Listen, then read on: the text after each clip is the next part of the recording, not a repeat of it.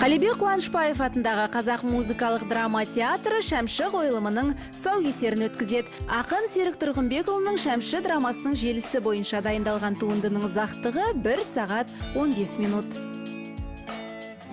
Нұсқаны негізге ала отырып, жалпы облыста бұл шығарманы моноспектакль қылып, Нұркен Өтеуовпен қойғымыз келді. Солай бастадық. Арасындағы көптеген қатысатын персонаждардың бәрін алып тастап.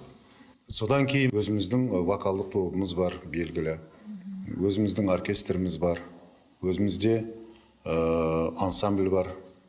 Неге осы спектакльге жаңағы Шәмшінің әндерін өзіміздің вокалдық топтың орындауында, өзіміздің инструменталды ансамбльдің сүйемелдеуімен неге жанды дауыспен айтпасқа деп, осындай ойдан барып, осы жанр туды сахнаға.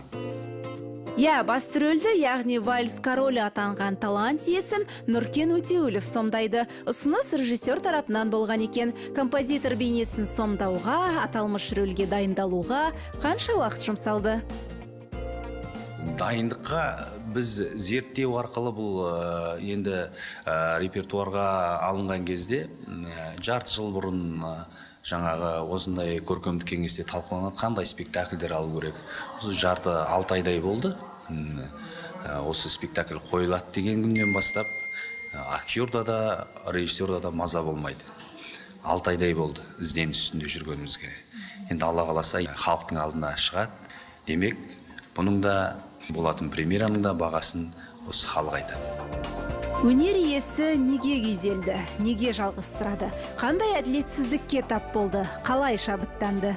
Білгіңіз келсе, дәл бүгін тұңғыш президент күніне арнап шымылдығын ашатын Шәмші премьерасына келіңіз. Сондай-ақ қойылымды 2-ші, 3-ші, 10-ші желтоқсан күндері Қалибек Қуанышбаев театрында, 14-ші желтоқсанда Экспо қалашығының энергия холлында тамашалауға мүмкіндігіңіз бар.